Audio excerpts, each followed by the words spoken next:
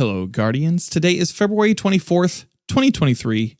My name's Dan Finity, and welcome to Destiny Digest. A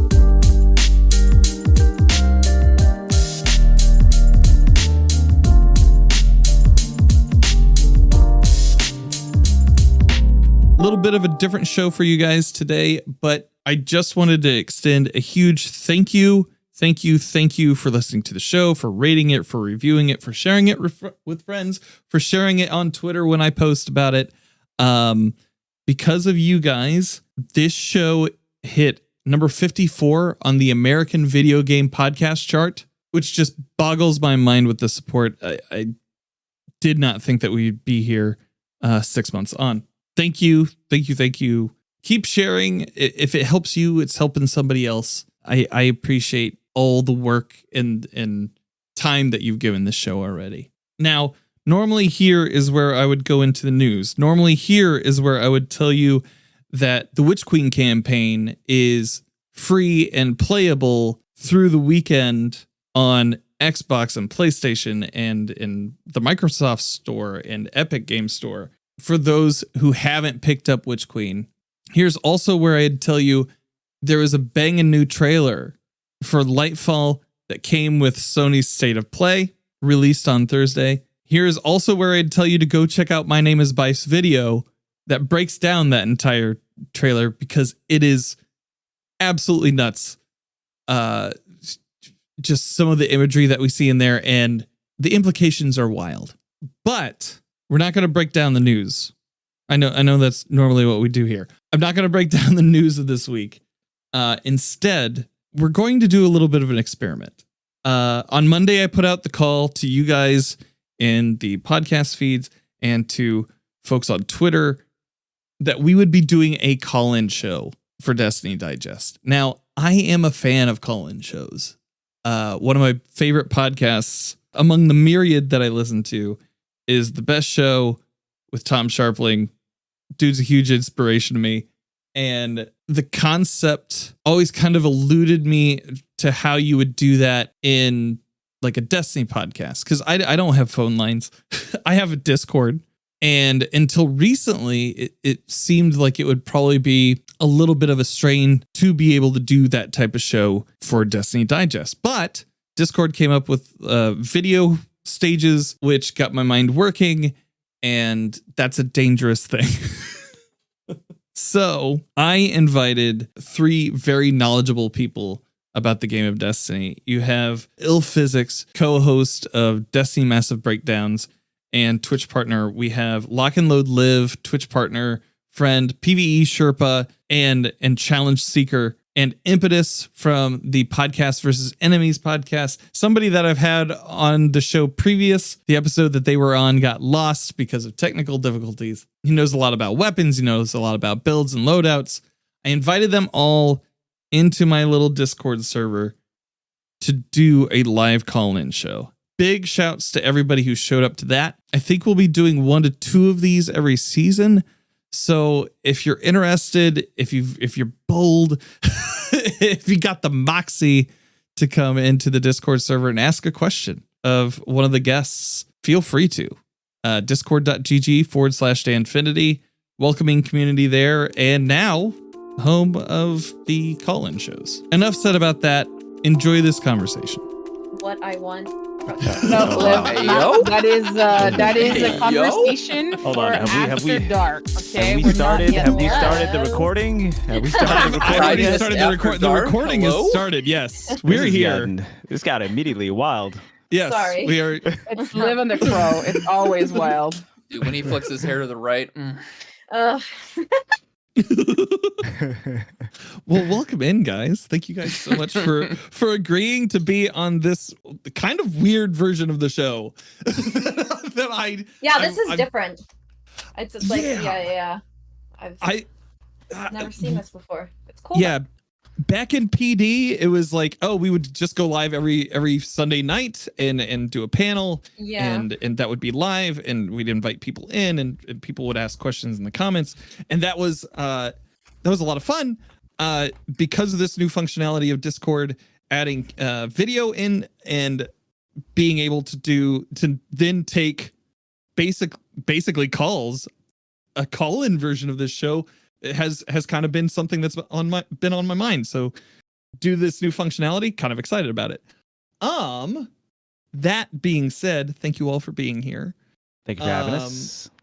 And if you guys have any questions in chat, feel free to raise your hand and a moderator will get you in. We'll probably start answering those questions in about 30 to 40 minutes. That being said, I want to go around the cube and have you guys tell people where they can find you on the internet, just in case they don't make it to the end of the episode. Starting with you, Tony. The name is Illphysics, aka Tony. If you did not previously know me, you can find me most places at Illphysics. But if you want to, dig into all my spaces, then you can go to Twitter, which is twitter.com/Illphysics, and there's a link at the top for the link tree, and that gives all my details there. I'm also the co-host of Destiny Massive Breakdowns podcast as well, with my man Lego. We've also got, of course, Impetus here, who is also part of the DMB family, but I'm gonna let him rock with it. It's great to be here, and thank you so much for always, sending out that gracious invite. Dude, it's the least that I can do for you guys. Like, I'm just glad that you all give me bits of your time.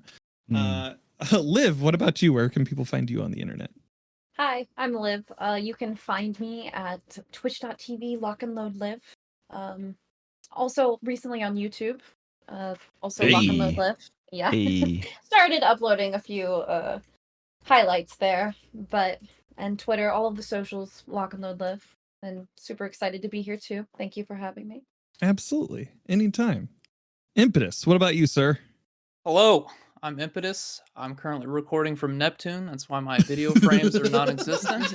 I'm also a podcast host for Podcast versus Enemies, which is a show on the Destiny Massive Breakdowns Network. We cover everything PvE. I'm 1/3 of that. I'm the Warlock main over there. That's my contribution to the Destiny community. One of the newer content creators. So really, really excited to be a part of this community and helping people out with recommendations and guides and breakdowns and all that good stuff. Well, heck yeah. I think that's kind of a good place to start. We just got a really awesome article on, was it Monday? What's today? Today's Wednesday. Today's Wednesday. Oh boy. we got an article on yesterday. Tuesday. I got it pulled up. Yeah. Bringing challenge back to Destiny 2, concerning not only damage deltas coming to different difficulty levels in the game, but also overcharged weapons and high scores coming back. Before we dive too far into that, how are you guys enjoying Season of the Seraph? How are you guys excited for Lightfall coming up? Oh, I'm excited. Make no mistake, I'm excited.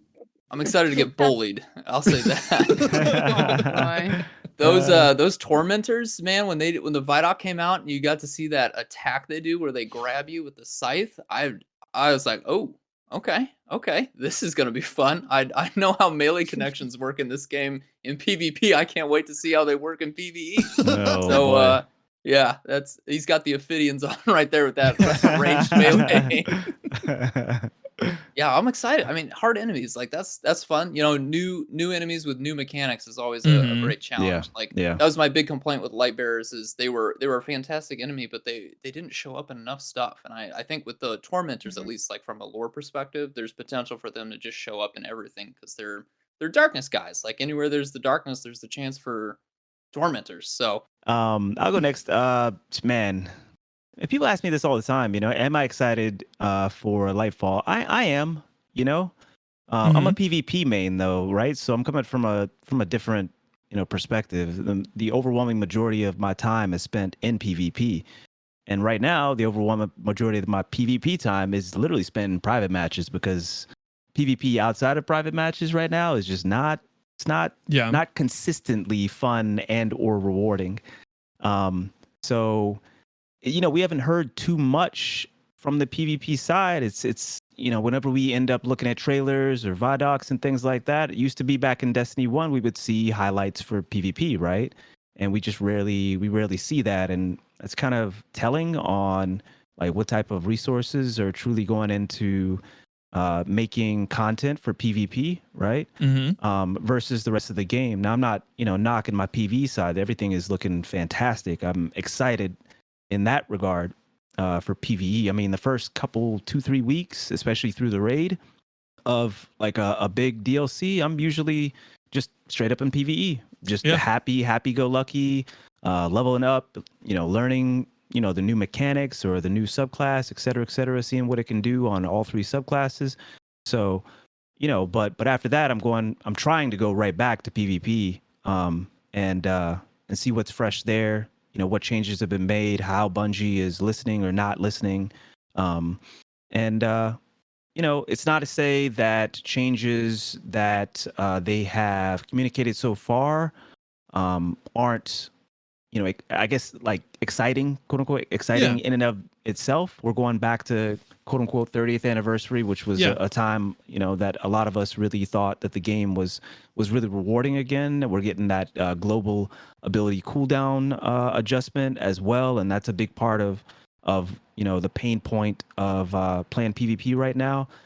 But we really haven't seen much beyond that. There really hasn't been much comms. There really hasn't been much that Bungie has said, since some of those comms to get PvP mains excited about Lightfall, like giving us a reason to be excited about it besides, okay, this is how we're changing the sandbox. So, we'll see. Obviously, we're going to get a reprised map. I can't remember which one, but it's not going to be like a brand new map, but it'll be a reprised map from earlier in a time in D2, I believe, in D2. So Meltdown. It's Meltdown. Got you. So it's Meltdown. Meltdown Mars and map. the Dreaming City one. Got you. Yeah. So yeah, we'll get Citadel as well. That's the name of the Dreaming City one, right? I Citadel, believe Yeah. so. Yes. Yeah. I'm bringing them up right now. So I believe we're gonna get Meltdown first, if I remember correctly. I think so. But yeah, there's just am I excited? I'm looking forward to see. Yeah, that's basically what it is. That's I'm a genuine guy. That's basically that smile is. I'm looking forward to seeing hopefully some surprises, but my expectations are being kept pretty tempered right now. So yeah. The Crucible maps, it says arrival of Meltdown in Season of the Deep, so in Season 21. Yep. Brand new Vex Network map in Season 22, and the return of Citadel in the last season before the final shape. Oh, okay. So we're not even getting a new map this coming season. No. Cool. Cool. No smile this time. No smile. Cool. No smile, but a look. Man, We got a look. Well, we killing it. We killing it. Yeah. Live. What about you? There's Are you only excited for one Lightfall? thing. There's only one thing Yeah. I'm excited for, and Mhm. that's Mars Battleground GM. Yeah. Really? Oh, we get a face too here. Look at that It's a face. joke. It's 100% a joke. Okay. All right. That's a joke. No, I'm very interested. I mean, for GMs, yes, I'm very excited about the champion mods Mhm. with being able to add them to, from what I understand, pretty much intrinsically in any weapon that you want. I'm very excited for that. One thing I'm unsure of how this is going to work, but like the difficulty, like contest for the master raids, I'm excited because I know they're going to be much more difficult because I love making content more difficult in the game. That's especially PvE. That's very exciting, but at the same time, I'm worried that maybe we're going to be making things more difficult and the rewards will not be quite as sweet. I feel like the loot aspect of the game has been lacking a little bit, but I look forward to seeing what we get, because that's like that's what I've been missing in the game, is like being able to grind out more weapons that enjoy using. I just feel like we've been lacking a lot in the loop. You'd asked me what I was excited for. I'm sorry. No, that's all. It's all good. This is all valid But criticism and I am excited conversation. because I think the difficulty of the game will definitely go up a little bit. Mhm. Like I said, that's one thing that I complained about is the armor or the weapon mods for champions and Mhm. grandmasters, because that's pretty much all I do for the second half of the season. I'm excited being able to run whatever I want, pretty much. And the story. I think that's what I'm most excited for more than anything. Yeah. Being able to see Neptune, the very attractive they thems, which is very awesome, being introduced into the game, the Cloud Mhm. Striders. Very excited for all of that. So we'll see how Uh, the difficulty aspect works, but I'm most excited for probably the contest modifiers being introduced in the master raids. And Yeah. that is one thing that I've been wanting after day one, getting that back, Yeah. not being able to make that an option for more than just one day of the season or every few seasons, I guess. How So, did you yeah. feel seeing the cutscene with Crow just walking out onto the patio watching the traveler just go away? He's not sus, okay? I don't know how many people were like, "Oh my god, he's so sus," and I'm like, "No, he's edgy. He's just edgy. He's just Oh, That's why I like him. He can do the hair flip and like he's Put a his man hood of up. few words. Yeah, He put his started head listening to like, AFI and was on his way. I was too busy. I was like, I needed to cool off after that. Oh, Oh my. hey. Apparently, so did the All traveler. right. That's why I bounced, dude. Went for the cold of space. Well, yeah. So we have a lot of things coming into the game. For me, I think one of the thing that seems like it has the most promise to me is reverting back to the 30th anniversary sandboxes, because that is something Tony, I think that we talked about that in our PvP episode that we did like last season about when we thought a good time in PvP was. I'm excited to kind of get back to that point. This article that came out on Tuesday, bringing the challenge back to Destiny, we have everything hurts now. So there's going to be 3 difficulties total. So we have, basically 3 difficulties total for most activities that are PvE focused in the game, with Hero being 1770, Legend being 1830, and Master being 1840. Grandmaster with power level disadvantages to provide a better challenge curve at Hero with -5, Legend -15, Master -20, and Grandmaster Nightfalls having a -25 power level cap. I feel like that's a really solid change to the game's difficulty overall, and that harkens back to what you had spoken on, Liv. What oh yeah, Seth, how dare you? How dare you not call me out live? Well, I want it to be nice, but I'll do it now. Hang on to your didn't we already whatever ask? you're wearing. Didn't Impetus start? I think Impetus started, right? With the what you're excited about? Yes. Yeah. Yes, he Yep. did. Yep. Okay. Yes. I'm sure. All right. So I was still on top of it. I'm kind of nervous, guys. I'm sorry. This is I'm Almost nervous. doesn't show. I'm nervous. I'm among so it legends. goes. So we have all these new difficulty things. The thing that I kind of want to know more about is overcharging in difficulties that are coming up. They seem like prestige mode lights, kind of forcing you to use a weapon. What is the panel's thought on the article that we received yesterday?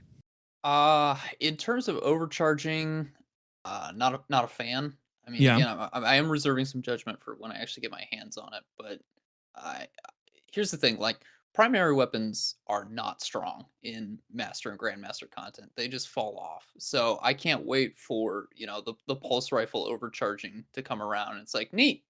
This trash weapon archetype now does 25% more damage.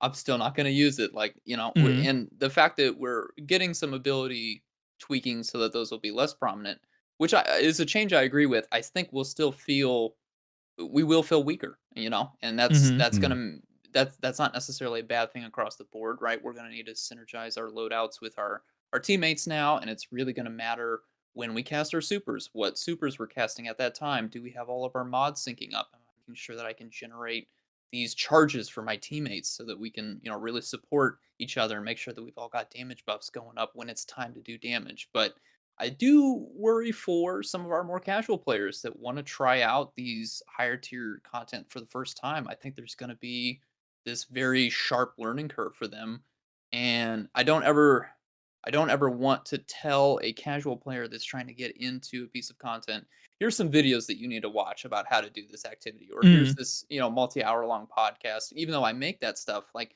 I do want players to feel like they're strong enough to where they could go in blind and not feel frustrated, feel like they're not making a dent in this kind of content. And I worry that if you're not really dialed into the build crafting changes, if you're not really dialed into the what's the best weapon that's available for overcharging, that you're just going to feel like you're completely powerless going into stuff. I mean, the master raid change in particular, I'm a fan of, but I can assemble a squad of players anytime I want from both my own clan or from the Destiny Massive Breakdowns community. We can go in there and we've got a pretty good idea of what to do, and we can make some headway. But for the average player that might need to rely on LFG, what are their chances going to look like? I'm a little concerned on that front. And again, I trust Bungie. If they need to dial it down, I'm sure they'll dial it down immediately. But just reading these changes, I'm like, ooh, this is gonna be a lot for a player that's maybe thinking about getting into the end game, that hasn't even done master difficulty content before. That maybe right now the legendary campaign was kind of like the peak of their current PVE experience level. Um, I'm kind of worried for those kinds of players right now. Yeah, and I'm gonna go ahead and agree with that as well. The concern, because so I mean, especially for the established like PVE like folks, a lot of people had a lot to say, especially towards the end of the season, end of last season and this season, about resilience, right?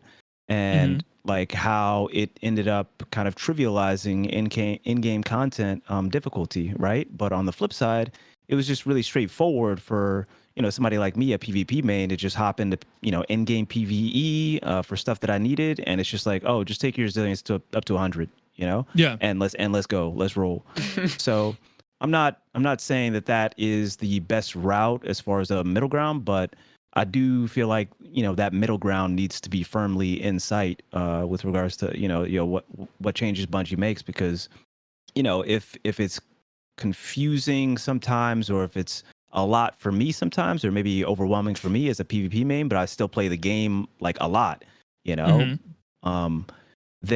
of course it's going to be like really confusing for the folks who are new lights, or just dipping their toes into PvE for the first time, or dipping their toes into the end game for the first time, right? Especially with just objectively, it's going to be more difficult across a wide variety of activities.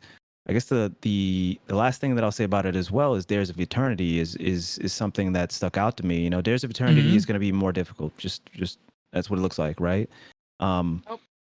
But like Dares of Eternity was like a lot of, especially my newer players, within my community, was like their favorite activity. Activity. That is a much beloved activity just by like everybody. I love that activity too. I came to love it.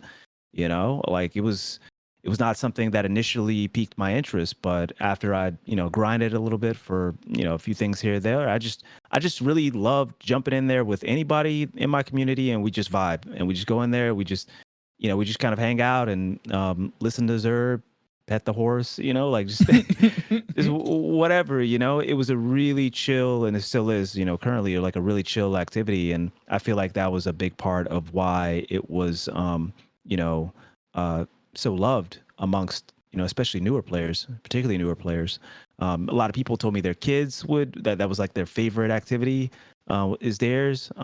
So basically what I'm trying to say is I'm a little concerned for that activity specifically, but then, going back to what we were saying with regards to newer folks and folks that are getting into in-game content, clearly, it's tough. It's tough for Bungie, to find that middle ground, basically. And maybe it's certain activities like Dares that should remain, pretty chill, and not particularly, challenging in the same sense of other PvE activities.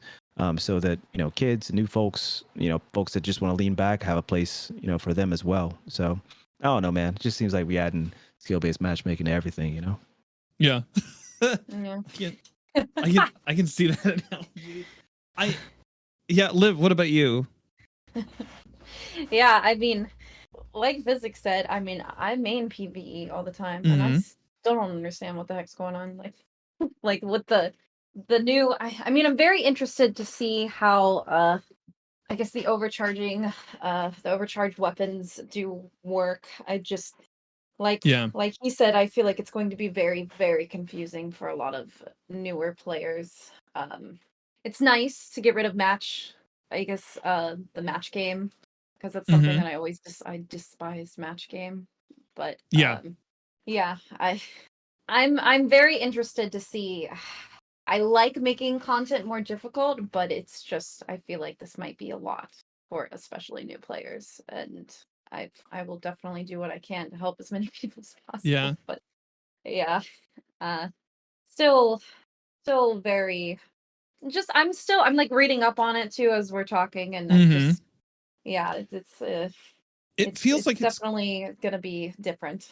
It feels like it's going to be a very different game for just about every player, not just those who are coming in, but for those of us who have been playing this for a long time to adjust as well. Even when they're going to be reducing currencies, they're simplifying a lot of things. I mean, I've talked about this with other people here on the show. They're simplifying a lot of things, but they're adding more nuance to difficulty. And my concern, kind of going back to what Impetus said about LFG, is that I think in communities like ours, where we're content creators, we foster communities that are welcoming, that have people coming in asking what kind of activities to do, and they generally have somebody there to be like, "Hey, baby bird, come with me. I'll take you along on this journey." The people in LFG might not necessarily have that, and in an opt-out text channel, I can see that being fairly abusive if you're not running the meta in certain activities. This is also one of the first times where we don't actually know what the meta is going to be. We have an idea of it, but I mean, exactly. So everybody's farming Wendigos this week. Yeah. That's totally going to be meta next season, guys. Don't exist. Yeah. I'm gonna go ahead and say that's a cope. That's a cope. For real. That Wendigo ain't gonna be that ain't gonna be meta, man. GLs ain't gonna be meta, man. No. Just because you haven't gotten the full court roll yet doesn't mean you gotta dump on what I've got. Man, if it don't give me that ascendant, I don't need it anyway, baby. I'm excited to go back to Izzy Rockets. I think that'll be the meta. Yeah, I really like Izzy Rocket swapping, just because I feel like that was a really nice skill gap. I really like that a lot. I hope we do go back to that. And I love Izzy. Like, for a time, Izzy was my favorite PvE weapon for sure. And they gave it a buff too, so that's great. That's what awesome. Izzy? Did they? But they still didn't give us our man. I just wanted that outlaw back. Like, I wanted that outlaw back. I don't care what buff they give it. Like, I just want that outlaw back. That actually got to me. I was like, man, come on, bruh. I felt really good. Yeah, but it's crazy how much is changing though. I mean, I keep thinking back to Season of the Lost, when we were in that 30th anniversary meta, and then what came with Witch Queen, and now what's going to be coming with Lightfall. I mean, it's going to be a completely different game. We had a weapon overhaul with crafting. We're about to get the armor mod overhaul. We're getting an activity overhaul now. Campaigns actually matter, right? Like, they're actually things that the Bungie puts time into, and they're really good now. And that that's something that we never even imagined ahead of time. But yeah, I mean, it really truly will feel like a different game, and we're all going to be kind of scrambling to figure out, okay, this is what works now. I guess Gambit's probably the only thing that's unchanged, but we all saw that coming, right? Yeah, that was. In speaking about that, it seems like a glaring omission for it to not even have anything said about it. Is it reverse psychology? I like Gambit. Like, I always liked it, and then it's just been forgotten. Yeah. It's either getting a big rework or it's dying. Yeah, and listen. We seen what type of the spread of resources, across Bungie so far, I'm gonna go ahead and just say, look, I love Gambit. Gambit just need to go ahead and take that L, and let's just go ahead and give those resources to PvP, so we can all stop. So all us PvP mains can stop complaining on PvP Twitter. main right there. You know what I'm saying? So Yeah. look, I love Gambit. Don't get me wrong, I love Gambit. We literally just had like a Gambit like community day where we just played private matches Gambit for like 8 hours, 9 hours. Like I love Gambit, but it's just like if they ain't gonna give no resources to it, really, if we're not gonna get some, like I'd love Gambit Prime to return, like with some sort of new build crafting. I've said before, like I feel like the Gambit armor was like the first real like test the waters of build crafting in PvP. I'm sorry, in D2. And so I'd love to have that back, but would I want it back to the detriment of PvP? No, I wouldn't. Yeah. And if it's just going to stick around and kind of just, be lackluster, I don't want that for my Gambit folks either, So, keep it, if you want to just keep it in the game, especially in like kind of like private matches, where people still have access to the actual like activity. But I mean, I don't know. I don't know. Yeah. I love Gambit though. I love Gambit. Oh, and to just kind of like double down on what Impetus was talking about with regards to just the quality of life changes. I do see that as kind of like part of the puzzle, part of the middle ground. If you give us more resources in the game to maintain our builds and, make builds, in the game. Like, so say, for example, somebody joins an LFG group and that LFG group is really dope. They help that new person to get their builds together. Commendations may play into that. People will just be a little bit more helpful by default, hopefully. Spurred on by the commendation system, and then they end up getting those loadouts. They don't have to like go to DIM. They don't have to figure out a third party. A lot of people don't even know DIM exists. A lot of people don't even know that DIM exists. So now it's going to be in game. The loadouts are going to be in game. People can help them hopefully, get those loadouts together, and they'll build it themselves. Hopefully that'll allow them to understand a little bit more about, the mechanics and what applies what, so, that's the best case scenario. I feel like, to find like a middle ground with some of these, these mechanics that are going to be introduced that, just kind of in a bubble, right? Seem like they may be a little bit too much. Something that I saw in the feed today is Paul Tassi, and he said something along the lines of, with nothing being said about Gambit, it's fairly clear that they're probably going to be making like a standalone Gambit game, right? Or like something along those lines. We do know that Bungie is making like that marathon extraction shooter that is going to be PvEVP. So maybe they're taking some of those resources and putting them there instead, like moving that team off. Oh, are you? Boy, we've been playing this game for like years. Sounds like some Gambit copium if I've ever heard of it. We've been playing this game for years. You know what I'm saying? Like the amount of time that we've been just guessing where these resources are going. You know what I'm saying? Like it's all conjecture. So sure, Dan. Yep, sure. Okay. That's where it's going, baby. That's where it's going. Thanks. That's what I needed. Hope it's That's hot. what I needed to hear. I hope it's hot. But I tell you what, boy, I'm telling you, oh boy, PvP ain't been eating, baby. We ain't been eating. Yeah, and Gambit sure as hell ain't been eating. Yeah, they also won like against aim junkies. I saw Keelan talking about that in chat. True. Saying that they're about to get that money for that. Maybe that'll fund some new maps or something. It's going to that Starfire Protocol ornament, baby. Like years ago, like 2 years ago. Yeah, you would hope. Still didn't get you your would new hope. PvP map. Oh, we got one. Hey, I'm still out here coping over that Sony money. Like y'all worried about something you found out about. Like Bungie got paid off of like yesterday. I'm still coping over with that Sony money. Like where's that at, baby? Mm-hmm. Where's that at? Listen. And let me go ahead and flip it back to, because I don't want it to be all like down or anything like that, right? I'm obviously we're getting something nice and thick for Lightfall at the very least on the PvE side. I think that the game is going to change in more ways than it changed with Witch Queen. And Witch Queen was fantastic, And then we got the 3.0s.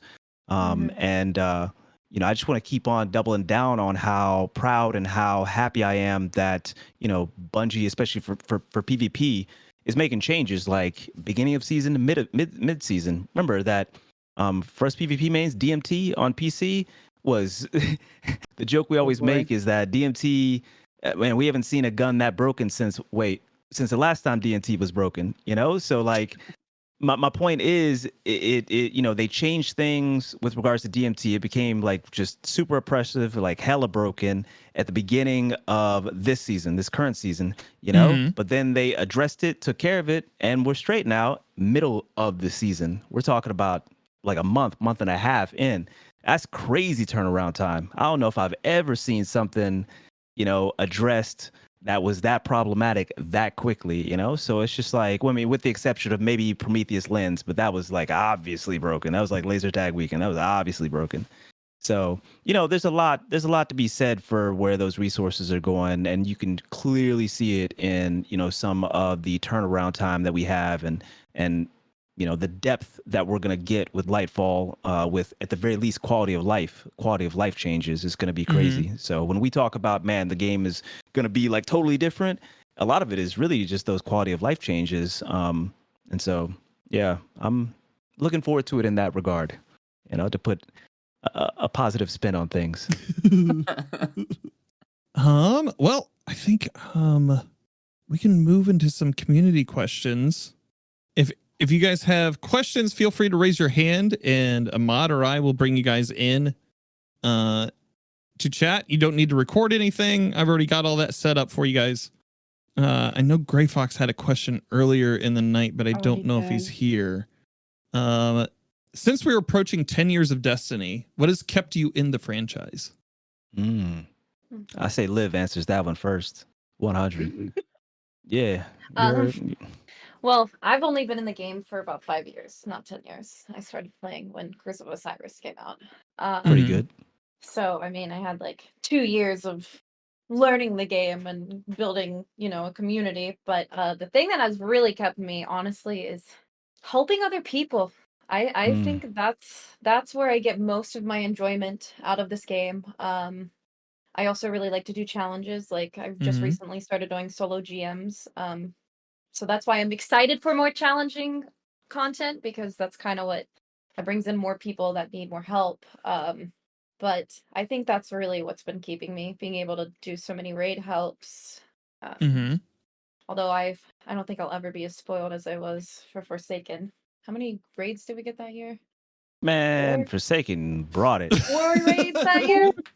Yeah. Something like Forsaken that, brought it. Yeah, but I think that's truly what has kept me in the game this long. I recently started playing with a friend that's brand new to it, and like we were talking about earlier, like there's a lot to this game. There's a lot to this game, and like just explaining like fragments, aspects. He's like, "What are those?" There's a lot. So helping other people, I guess, is where I get most of my enjoyment from this game. If I didn't have a community to help, if I didn't have people that, needed other people to farm Wendigos with or something like that, it would be difficult. It would definitely be very difficult. Because, for me, I'm not a PvPer. The story, it's kind of one and done for me. What keeps me going throughout the seasons and throughout the years is, the community. Yeah. And what about you, Tony? Okay, I knew it was coming. I'll double down on that 100%. Community building, community. Like, I definitely would not. It's not to say I don't love this game. I most definitely do. But it's just like the true replayability in this game is the community that you kind of like see. That you build around it. The friendships you build around. I know it's become kind of a meme, but it's true. It's true, whether it be helping folks or just sharing what, the common things that we love about the game, whether it be PvE or PvP. It's that level of engagement on common ground that's really, really, truly like kept me here. But yeah, definitely like building a community. It's kind of privileged to say that as well as a Twitch streamer, right? Yeah. Because that's kind of like the job description is Yeah. building community. You know, we generally have our own Discords, et cetera, et cetera. But even folks, you know, that aren't, you know, streamers, I think can relate to this whole concept of just like the friendships that you build around a particular game. Those lifelong friendships a lot of times, you know, like that's what'll keep you. That's what'll keep you. So that's definitely what it is for me as well. Outside of the fact that PvP really is, you know, for the most part, you got to have like a thick skin for sure. But the replayability is definitely there. And if you love, you know, movement, especially movement kind of synergized with great gunplay, then you'll generally fall in love with Destiny 2 PvP. But you know, there's a reason why I played. I mean, outside of, you know, Destiny improving its PvP experience, but there's a reason why I ended up coming back after playing Apex like squarely, just Apex for 4 months. You know, I ended up coming back to Destiny, and it was because of my community and because of the wider community in general. It is special. It is special. We all have communities, all gaming communities. We all have kind of like our pain points and our bad actors, but Destiny's community is something special in PvP in gaming. It's something different. So, yeah, I'm still here, and I love it. So, Impetus, what about you? Yeah, I started playing. So I did do a little bit of Destiny 1. I was mostly a solo player. Never did any raids or anything like that. I wasn't a part of a clan. I was actually that guy that just kind of ran around the patrol spaces, you know, shooting ads with my golden gun and being like, "Oh, that's so cool." And then, you know, flash forward a few years, the pandemic's going on. I've been playing a lot of Warzone with some friends that I knew from high school, and I was just getting tired of playing the same game mode over and over and over again. And so I took a break from Call of Duty, and I was looking for something different. And I had Destiny 2 in my Steam games list, and it had been free to play at that time. I was like, yeah, you know, I'll give it a shot. And I fell back in love with the Destiny gameplay formula. And I eventually was like, you know what? This time around, I'm going to go look for a clan. And I did find one eventually, and I joined them. And they're like, hey, what are you working on? What can we help you with? And that very first day, they took me through Shattered Throne, and then that night, and it was just the fact that a bunch of strangers were willing to help me, you know, go through in-game activities. Obviously, they're not quite as in-game as the current in-game stuff, but at the time, you know, for me, it was the first time I'd ever done a dungeon or a MMO RPG game. You know, that made a huge impact on me. It was like, I don't know anything about you guys, but you were willing to help me. You're teaching me the ropes. You're telling me, you know, what weapons I can use so that I'm doing the best that I can in these activities, even though I didn't have a lot of great stuff at that time.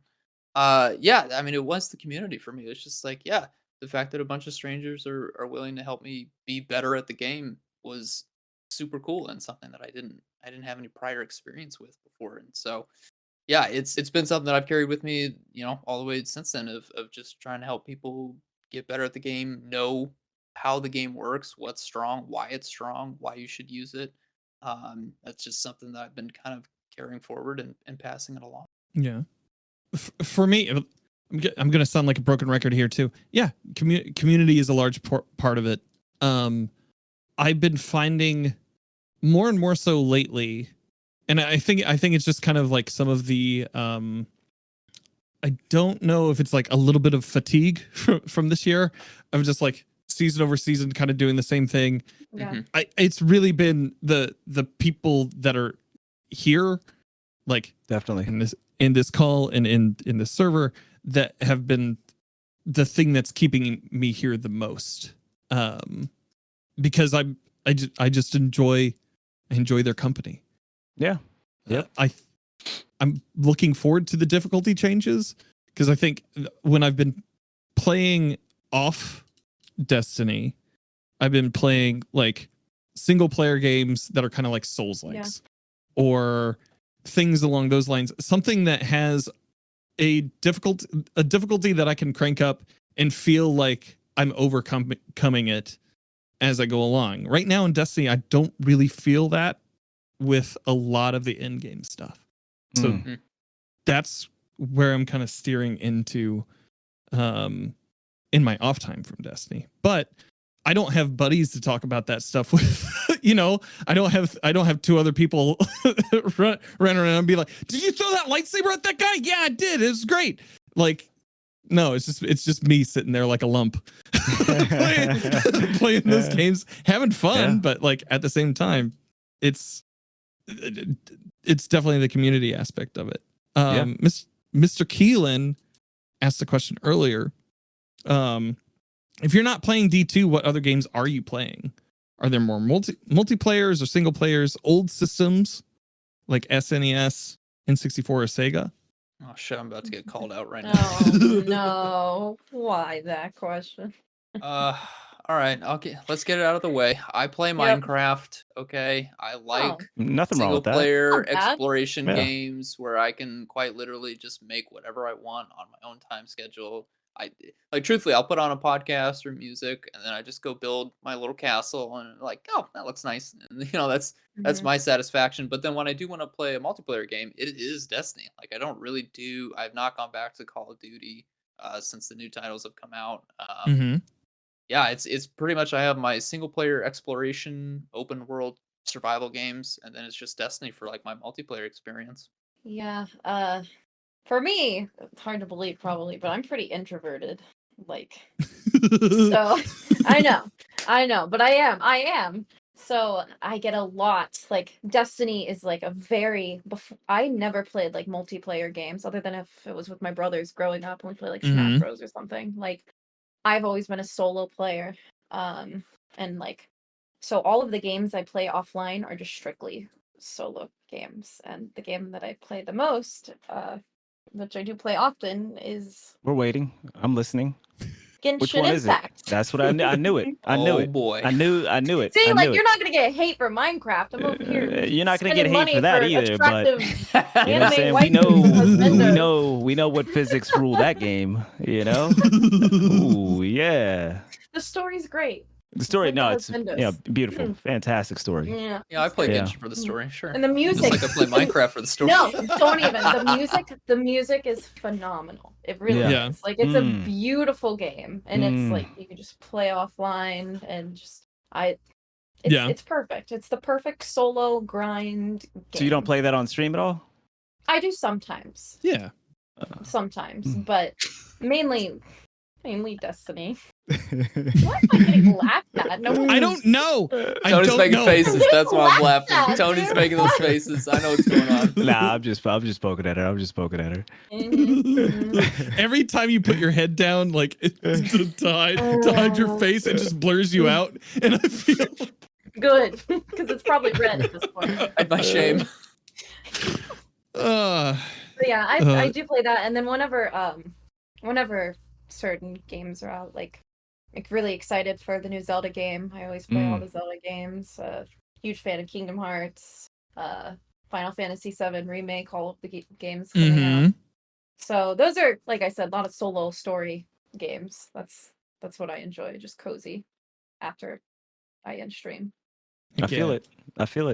Yeah, for me, you know, like, I mean, it's conceptually it's similar. I don't play Genshin, you know, like respect to y'all who do. I'm not knocking it, of course. them physics though. But I do conceptually, you know, I do agree. When I'm not on D2 basically, or even on stream, you know, if I'm not playing D2, I'm trying to play something that's not, you know, I love Apex, but it still wouldn't be my first pick, you know, to play if I'm not playing D2. I'm trying to chill. I'm trying to lean back, do something kind of low key, something not as engaging. Certainly, you know, not even really like PvP or anything like that. A solo story would be dope. You know, like I think the last like solo one that we played on stream was Prey. Yeah, dude, love Prey. How'd you like Prey? Love Prey, Dan.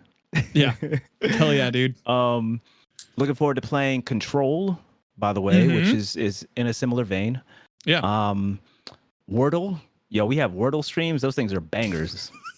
We gotta have more. Wait, you know, sorry, we have what? Wordle streams. Like Wordle. the app? Yes. Like, Yeah. Like the yes. Yes. Like Scrabble? Yeah. This is Mr. Keelan. Like how word long game. How How long does that stream last? I thought it was just a word a day. Is it a Nah, 5-minute stream? there's websites, and there's like there's a website that's called like hello.wordle or something like that, where you could just keep on refreshing. It'll give you a new word like over and over and over again. And then we do predictions on like how quickly I'll be able to get the word. You can increase the number of letters, that's on the end of it. I mean, it goes deep. But then on top of that, there's all types of like iterations on Wordle. There's like a geography type Wordle where you have to like, in so many guesses, like, like guess That's which, is this Italy right here? Is this France? What does this look like? Is this Malaysia? So yeah, there's a bunch of different iterations, but yeah, Wordle, man, what else we really play? We got Minecraft coming up soon. We got Fortnite coming up soon. So, it's really just whatever my folks, want to see as far as content, but also I'll make it content. We'll do it. Those Wordle streams are bangers. I'm telling you, those Wordle streams are bangers. You might not think it. I put on the classical music. We get into it, baby. We get into it. You can set a vibe with that. You can. Yeah. It's fun, man. It's fun. So, yeah, but mostly I do agree, to go back to what Liv said. I mostly agree. If I'm not playing D2 online or offline, I'm trying to chill, like do something. Yeah. Not as yeah. Yeah, just chill. I've been playing so I've been playing Jedi Fallen Order on stream. A good one. That's been fun. Yep. I've been enjoying that a lot. I've also been playing Supergiant's Pyre from a few years back. I don't know if you guys know what that one. Pyre. Yeah. Yeah. Okay. Is that like, I haven't played it, but I know of it. Is that like Genshin? No, it is a single player story game where you are an outcast from a society, and you join up with other outcasts in this band, and you choose the line that you go through, and each stop along the way it turns into basically basketball. And so you have to pass the ball. If one character dunks, then that character is no longer in play for the next play, and it's real fun. It's weird, but I'm having fun with it. Indeed. Yeah. Indeed. You know how I know it's weird is that you just explained that for about a minute and a half. I got no clue what this game's about. No idea. The only reason I know what he's saying is because I just looked it up on my other monitor. Did you? Yeah. It's beautiful. It's a beautiful game. I don't know how you explain that to somebody and have it make sense. But it's fun. It's fun. It's 3v3 basketball if you're on a 2D plane and you just run the ball. Keelan, you had a follow-up question? Yeah, it's basically Bobo's question now, but it was like, does your community affect like what you play? Like, I know I've been on Dan to like beat Elden Ring because I think that game is awesome. I'll refrain from throwing an F-bomb out there because it won Game of the Year, and I think it was a great game, and it's wonderfully difficult. But I can see where the monotony kicks in after a while with that game because I easily dropped 100 hours into it. So, but I was just wondering if communities dictate what you guys play as well, other than Destiny 2, obviously, which we all enjoy. Yeah, I'll start so that we can just go reverse. But yeah, to a degree for sure. Like some the times where my community dictates what I play the most is usually like with some sort of like sub goal. So for Fortnite, we had like a 50 sub goal. Same thing for Modern Warfare, like Warzone or whatnot. We also did that off of a sub goal. So yeah. But a lot of times, if it's not something within Destiny itself, I suppose if there's an activity within Destiny, my community probably dictates that more because it's something that's familiar, cozy. That's my main game. It's not hard to switch between like PvP and then okay, I want you to do GMs. I want to do some GM helps. Okay, that's cool. I enjoy like challenging content, and it's something for me to do. It's certainly not boring doing GMs for me personally. So that's easy switch. But there's a lot of truth to you're gonna have a great stream if you enjoy what you're playing as well. And sometimes they might want you to play something that I ain't really trying to play. So let's put some subs on it. We're gonna play Wordle, or we're gonna play Grounded, or we're gonna play like something that I'm really kind of like vibing with at that moment. I really feel that's an important part about being a content creator, and that's something that's important with regards to, if your community truly, enjoys being there, enjoying your personality, because it really is about community building and personality first and foremost, even more than just the game. That's what's going to define kind of your longevity in content creation, I feel. Then they're going to vibe with whatever you're vibing with at the moment, most folks. And that's been my experience. Liv, what about you? I primarily play Destiny. Sometimes if I like a character in Genshin Impact, I mean, a lot of my close friends in the community also play Genshin. So why are you smiling, Tony? Hey. I saw As soon as you said a lot of my people within my community, I was like, oh, okay.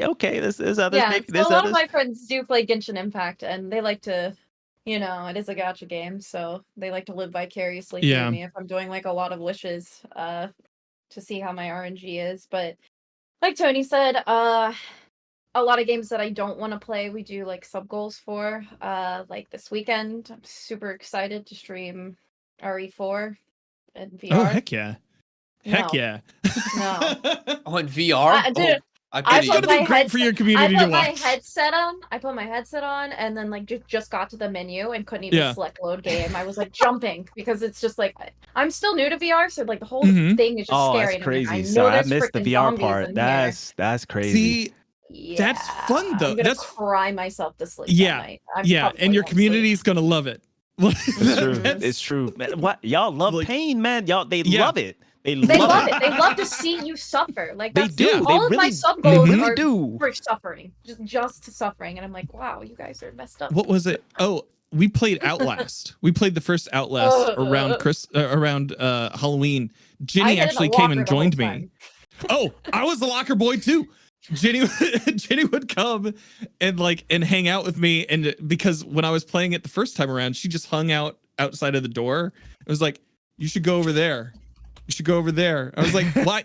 Like, chat's already telling me to do that. Now you're telling, why don't you just come in here and become a part of it? And I when I think of content stuff, it is, I first look up how long the game is so I can break it down into sessions. And if I have time to play it and beat it on stream in between something that's happening in Destiny, and then how do you package it? Like, do you with Dead Space is another game that I have. I also have Mortuary Assistant, and I'm planning on inviting Jenny in to do some more of those. She said that she'd be down because they're just weird, they're weird, fun, scary games, and the reaction's great.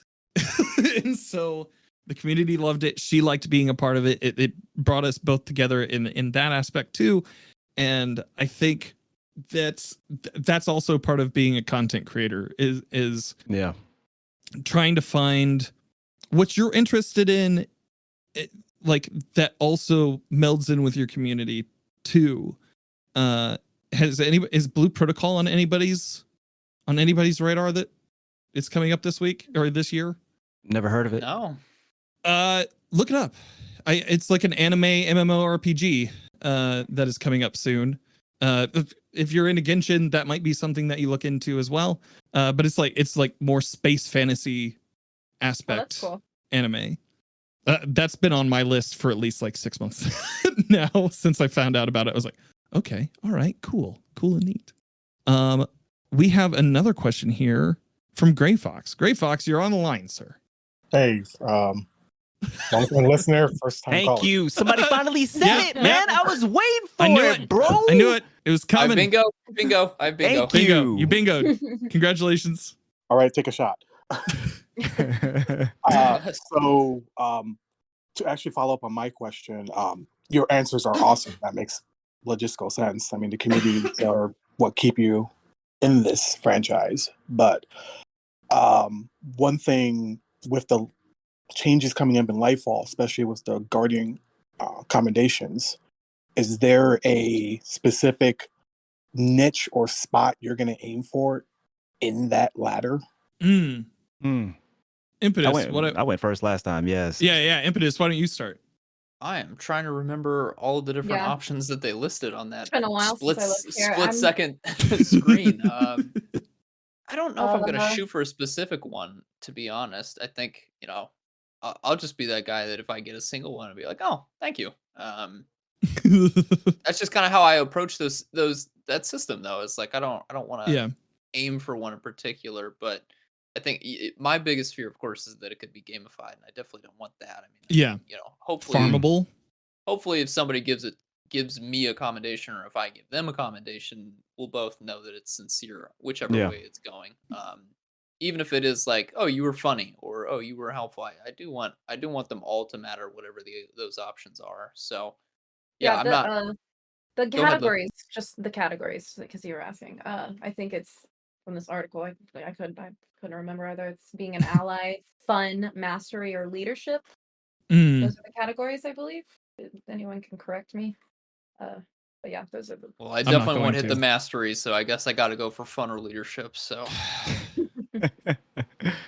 I want to say fun, but whatever. it'll probably be leadership. It's whatever, I mean, that's the thing, it's a thank you, really, is what it is. And Yeah. I'll always be grateful for a sincere thank you.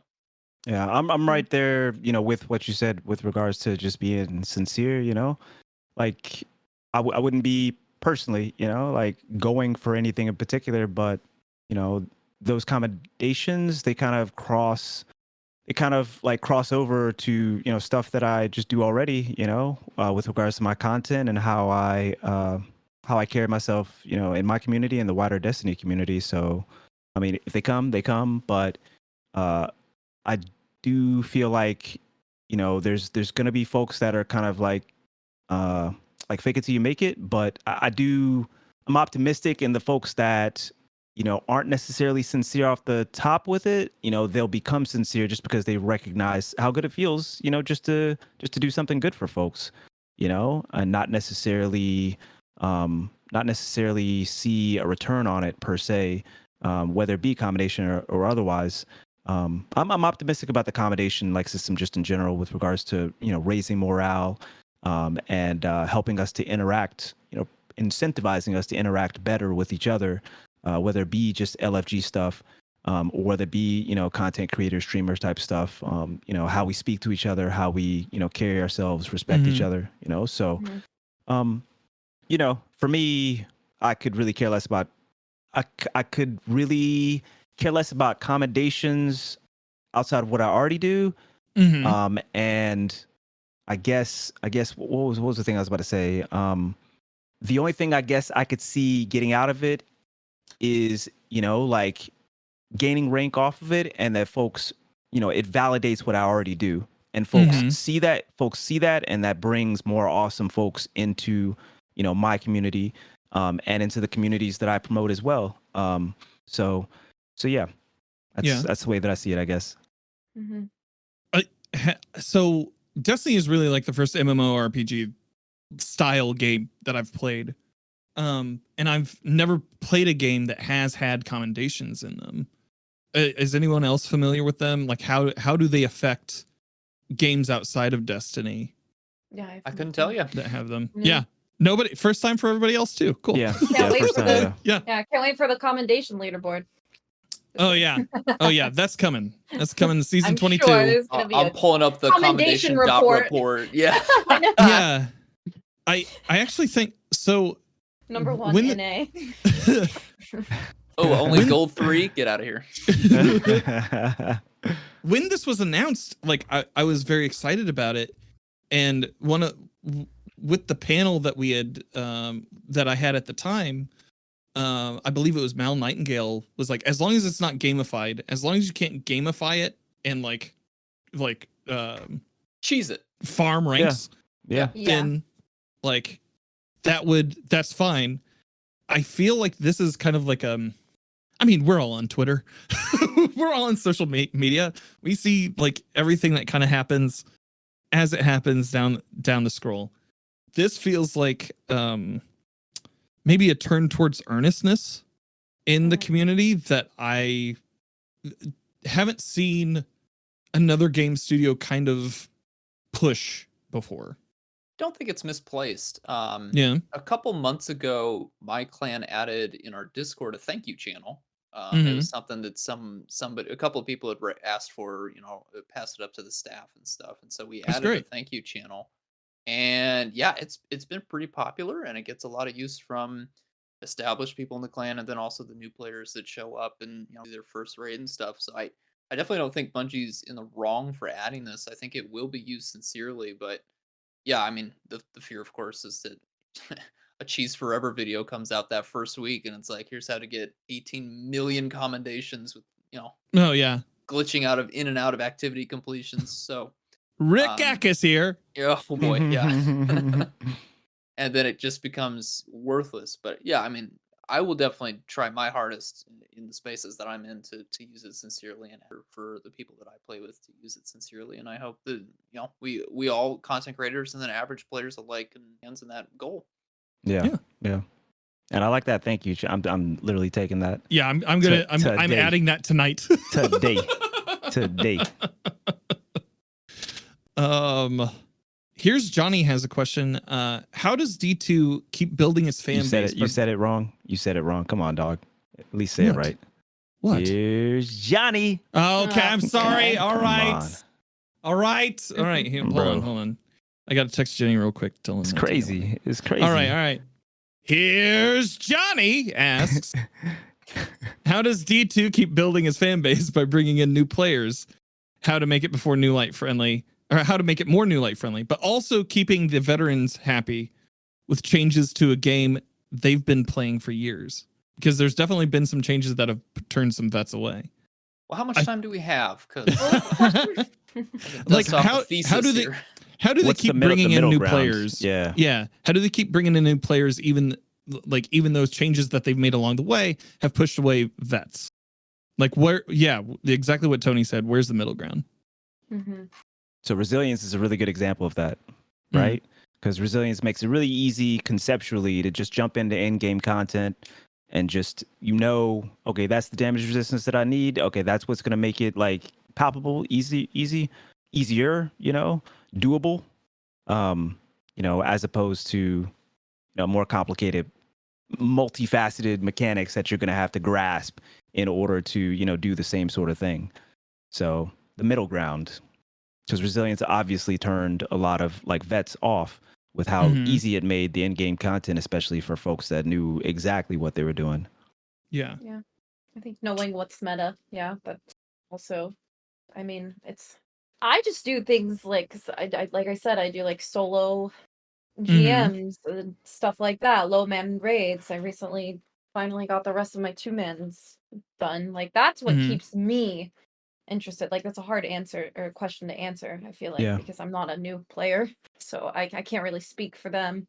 But I mean, but you're making your own challenges, right? Like you're taking an activity, I'm pretty much and making my your own challenges. If I couldn't do that, if I just did helps all the time, I might go crazy because I feel like I might go crazy. So I think that's really what keeps me going. Is if I get really tired of just doing the same help over and over and over again, like I'll make my own challenge. And if I want to play with friends, we'll do like HUDless raids and make like drinking games out of it sometimes. Like kind of like we add our own modifiers to keep the game interesting, or we'll ban certain weapons or mods, I guess. But that's kind of how it I feel like that's the middle ground for me at least.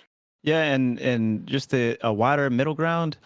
I don't know. I haven't thought about this question like a lot, but I guess the two things that stick out the most for me with regards to a middle ground is one, making sure that you have that really accessible content, that Dares of Eternity, those, strikes, things that people can just hop into, not because necessarily they want something like easy or chill like myself, but because it's just accessible to a newer player. It's something I know that I'll be able to complete. I know that, it's something I won't have to like dig deep into build crafting or my vault in order to just, get to the end of it and get my rewards. Right.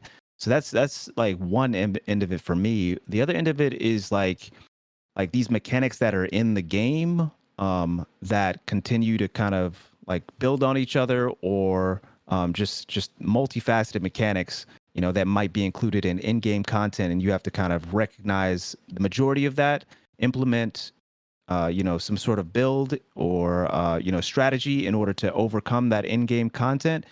Like just how like raids have easier encounters towards the beginning, tougher encounter obviously towards the end, but those encounters generally like build conceptually, on like the easier, more accessible content, and Destiny 2 should be like that too. Like those should be the building blocks, and maybe like, this strike right here, like the only mechanic you really got to remember about this particular strike is that there's a champion, and there's a particular type of champion, and you need to equip this mod, and like that's how you end up overcoming the boss for this particular strike. Another strike, there's another element, maybe it's overcharge, and so by doing a bunch of strikes which are relatively easy on its own, like you end up learning these multifaceted parts of the mechanics that are necessary for the in-game content. Then once you get to the in-game content, then all this stuff. You have the building blocks for it. You may even have a couple builds that, okay, now I know how to like put these builds together into one. I know this is what I need to equip, and this is what I need to equip, and this is what I need for, like, it step by steps it out. That's something that I've thought about in the past with regards to kind of like helping newer folks, but also keeping that multifaceted, that challenging in-game content that requires a lot in the build crafting, a lot in the strategy to kind of know and complete. I'm really hoping that Guardian ranks, tied in with the new light experience, tied in with how we play the game, really helps to hold people to the game, I guess. In this regard, I think that as long as like a new light player has a checklist of what they need to do next in order to get to that next rank, based on what we saw from the Vidoc and everything, I think that'll be a good experience for them coming in. For vets, I really hope that the latter levels of the Guardian rank system are tough, and they require you to really push yourself in a challenge, so that when you hit rank 12 or whatever, it means something out in the tower or wherever we end up with Lightfall coming around. I actually have a question about this for you guys here. As the experienced players, more experienced than me, are you happy that we're coming in at level 6? Or would you like to start from level 1 and get an idea of what the full progression entails? We will have to repeat at the higher levels, right? Yeah. So we'll just ignore that part of it for a second. But because I'm thinking of it like, if I really want to know what the new light experience is like, I kind of wish I could start at level 1 just to see what that's like, and then give critique on if there's something missing. But coming in at level 6, I don't know if I'm going to be able to just look at all the stuff in levels 1 through 5 and be like, oh, that's what they have you do, or if it's already all checked off and it's like, oh, okay. I'm sure you can look back at the list and be like, okay, this is what this experience is pushing into that. I guess you could delete a character if you really wanted the full experience. Yeah, that's kind of how I get it. Yeah. Delete characters. Yeah. I'm kind of fine with coming in at 6. I kind of hope, I kind of wish that they had put it down to like 5, like 4 or 5 or something like that. That way, that way it would feel like there's more of a journey, there's more of a push toward those later stages. However, I could see why they'd put us smack dab in the middle and just be like, you guys are already halfway through your journey. We have 2 more DLC left, and then whatever is on the other side of Final Shape for you to reach these other ranks and levels. Right. So if it expands on it that way, and if it's difficult, then those later levels become meaningful in a way, and a form of bragging rights, kind of like seals are in some regards. But yeah, I don't know. Anybody else's thoughts? I think a lot of thought went into the commendation system. They've clearly been working on it for a long time. So, if there's like a way to cheese it, like I think that this is a particular system that's gone through a lot of like scrutiny.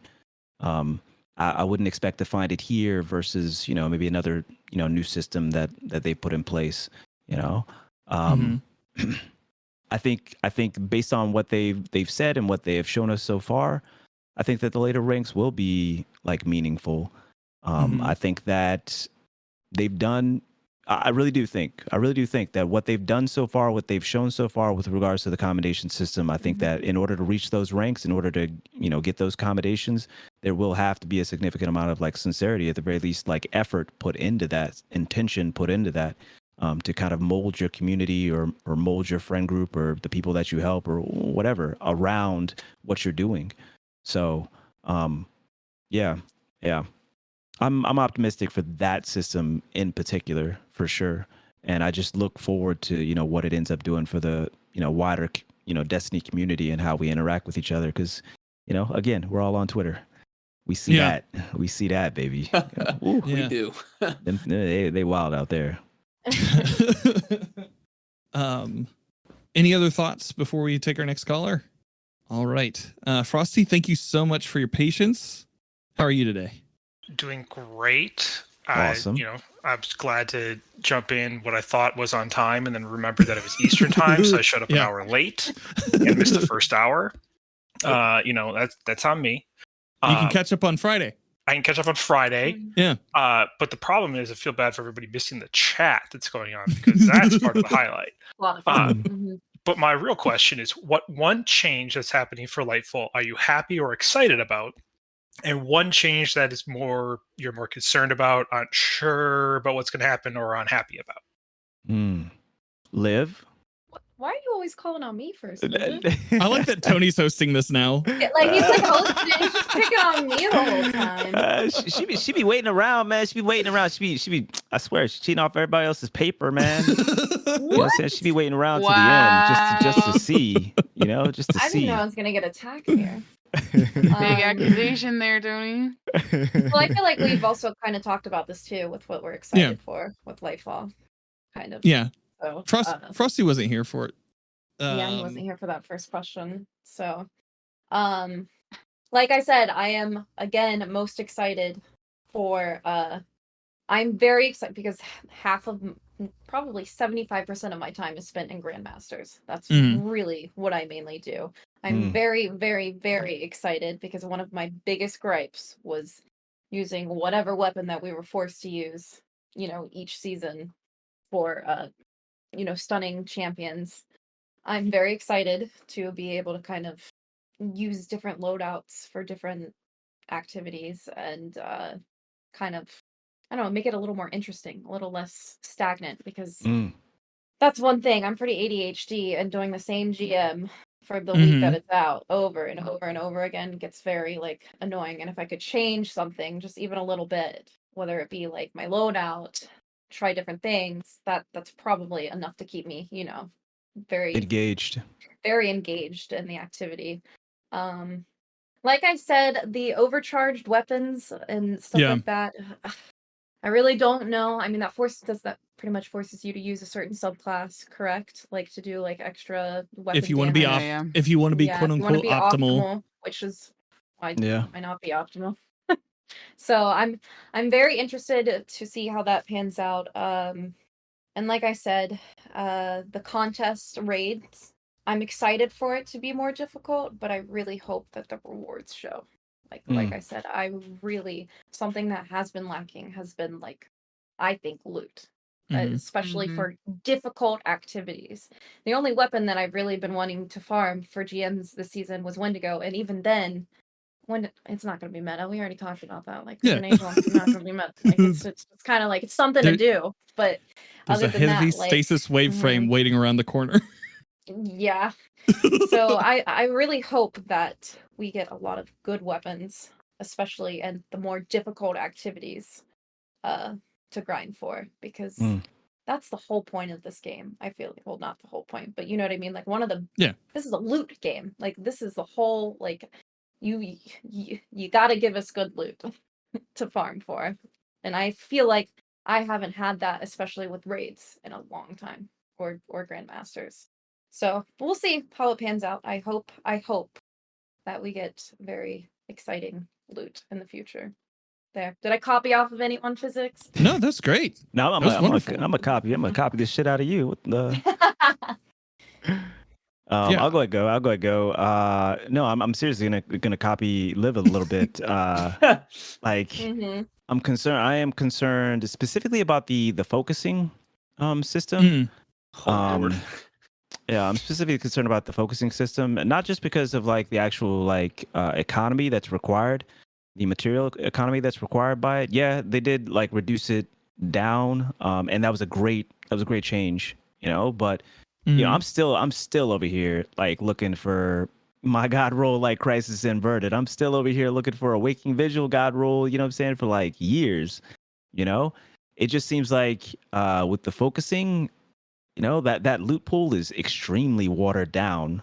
You know, I'm sorry, I can't believe what they say with regards to perks are just like weighted equally. That doesn't even make sense to me. That just means that a lot of people would have God rolls if things were like straight up equal. Now, whether it is or it isn't, you know, I've found the focusing of playlist activity weapons to be extremely underwhelming. I've put so much into a couple different weapons, and so, you know, like on top of that, the fact that you can reset, for example, Crucible, you can reset your Crucible Valor multiple times, and yeah, you get extra perks on the end, but it's a chance at extra perks.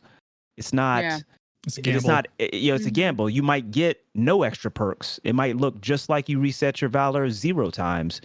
You know, and I just wish that. Hey, if I reset my Valor 3 times, most people in the world do not reset their Valor 3 times, you know? Yeah. I reset my Valor in a single season probably like 22 times at one point, you know?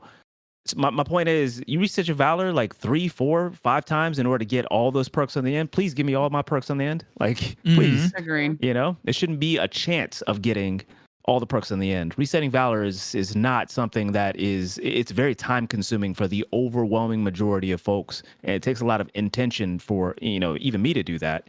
So you got to make you got to make the juice worth the squeeze. Most definitely. And we're talking about on a weapon that ain't even meta. Crisis Inverted, Waking Vigil in particular, ain't even meta. Like, please, can you please drop, like, just knock the faucet open, please, you know? Like, there's no 5 out of 5 Waking Vigil that's gonna be popping like that. There's no power creep. You don't have to worry about that. You know. So that's the thing that, off the top of my head, I'm the most concerned about, because I've seen it not reward my time at all. This past couple seasons. The thing that I'm maybe most excited about is just the weapons team in particular. For PvP, the sandbox team, but particularly the weapons team, they're just popping. Period. You know, Mercules, Chris Proctor, I'll say it all day long, every day. They popping. You know, the frequency with which changes are made, the just sensibility of the changes that are being made, even if something comes out of line. Like I said, like DMT, they wanted to change it. It obviously went a little too far, and immediately they changed it back and they reworked it again. And we've just seen that, you know, time and time again for the last last several months. So I continue to be really optimistic and excited about the things that come out of that weapons team in particular. And it just seems like that mentality, that sensibility is carrying over to other PvP teams. And so I just can't wait for that faucet also to kind of like open up, and for us to see more benefit to PvP as a whole coming out of just those multiple teams. Impetus, what about you? I'll just share what I'm looking forward to. It wasn't something that I was aware of until we got the Vidoc, which was the EDZ rework that's coming with you know, the 2 changes to the GMs, but then also just the seasonal storyline, getting that update, having the Shadow Legion show up on the EDZ, and having Devrim finally play a part, other than, you know, getting out of that church finally. That's awesome to me. Like, our destinations do need an update. It really does feel awkward having to load into some of those older strikes, and Cade is talking to you, and you're like, come on, buddy. I know where you are right now, and you are not alive. So I'm finally happy for the change. Hey, come on. You ain't have to say that, bro. It's still too soon. Ain't you coming ain't have back. to say it How like many that. years? That's Come on crazy. That's crazy. I don't care, man. I don't care. That's crazy. That's crazy. I'm happy. Listen, I'll say it. Get him out of the strike playlist. All right. That's I will. The Red War 2.0 that is Season of the Defiance seems interesting. Yeah. Like, that is something, when that popped up, I was like, huh, all right, cool. We're gonna grab all our buddies and we're gonna go free some people. Let's go. So like that seemed neat. I will also share, Liv, you're concerned for like the overcharge. I just think that's prestige mode light. Yeah. It's Just- yeah. With the different, I guess, was it weekly Yeah. singes, I guess. Well, yeah, you get this. You get the surges and you get the threats, surges, which yeah. is kind of the elemental thing we have going on right now. On top of the overcharge, that's my one concern. The thing that I'm happiest about is no more artifact mods. Just that being like the thing that I'm looking most forward to is that just being automatically locked out. It's just going to be passive on your characters. Yep. And you don't need to think too far past that unless you need to change something out, which you can do for free. You can reset the artifact for free. I think that that's huge quality of life change that affects every single guardian on a seasonal level. And I think that'll take some of the pain points out of it. Yeah, does it still cost Glimmer right now to reset your artifact? Yeah. That's wild. Because I stay Glimmer broke for real. That's like I own that at this point. My entire Buy more. I saw that screenshot. Just buy more. Yeah, dude, it's serious. It's serious. I mean, No, I've already Legendary Shards, used everything. Legendary Shards looking better than Glimmer, and that's wild. That's wild to even say. I'm Glimmer broke perpetually. I got no mats left. I got nothing. All that was used like we just keep creating builds, man. All right, we just keep Not making me those with builds. my 10,000 stacks of mats still that I need to spend before the end of the week. I have Yeah, over now I'm out of that. 35 grand legendary shards. I'm good.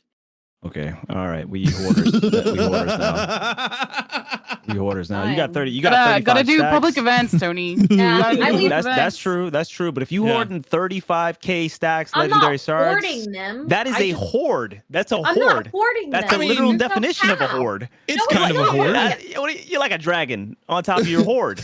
You know, of But- legendary shards. I buy banners. You I buy know more you glimmer, did. I buy You know you did an everything. exploit. You know you did an exploit for it. I know you did. It must Whoa. it must Game, all There's I no do is way. help people, Tony, Tony. that's no way. Tony. Oh my Okay. goodness. Moderator, please. No, Tony, if you want to go at 15 yard somebody, penalty. go at me with my 44K. That's crazy. Yeah, How exactly. y'all got that much, Because man? we play the game and Oh, I we don't play play the. it right. Oh, I don't play the game. Oh, and I don't play it right on. Let me get my voice down. Let me get my voice down. Look, Tony, you're not playing it. You're not playing it as optimal as you could. Yeah, I'm really not. And you You really gotta start overcharging that glimmer. you gotta start I thinking delete- about the economy.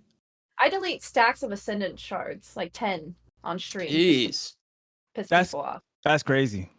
I'm looking here What do you at do my when you damn do discount. GMs every day? I'm looking multiple here. times a day? I have 12,000 legendary shards. I play See, I that's play fairly reasonable. regularly. That's those are reasonable. rookie numbers. Yeah. That sounds optimal to me. Those are That sounds rookie optimal. numbers. Oh my Yeah. goodness. Oh, I'm sorry. I'm close to 45K now. Oh, yeah, we're I getting would egoed. share. Dan, I would We share need, if egoed. I could. we It's not- need it's a skill some- issue. It's not my fault. I find it difficult to. I feel like there would be a trade going on at some point. Look, all I know is this wouldn't have happened pre-Reagan. Anyways, Oh my oh so my we- god! Somebody stop this, man. It hits 10:30 and we just go to shambles immediately. It's not my fault. It's the fine. next It's not my question, fault. Mon Brings up the Sherpa has economy. been Oh, Mon Sherpa's been waiting patiently to ask his next question. Hi. Go for it, Hi, sir. my name's Ma Sherpa, and I have Yeah. a problem. Okay. Yes. What's your I have problem? 130,000 Oh legendary my Oh shards. my That's crazy. God. That's crazy. That's crazy. Uh, He helps a lot of people too. Just saying. but People that but no. So my question is for all the endgame PvE stuff.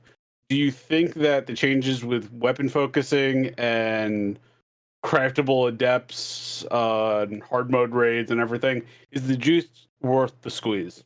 Mm. Mm. Physics. Man, ooh, my bad. Maybe I went a little too far with Liv. Apparently, I'll be paying for that. This will be a fun one to mix. Yeah, I think that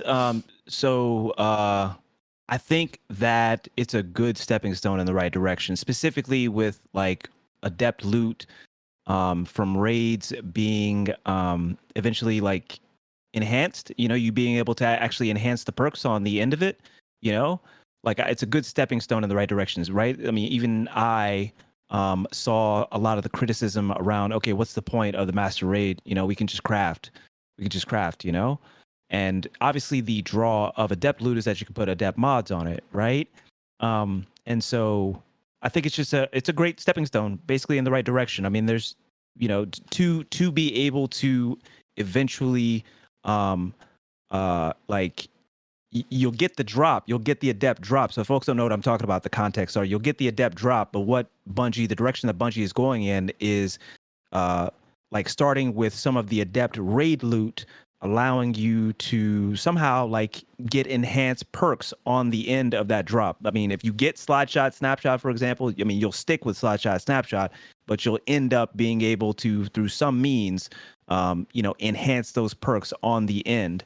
And so I like it.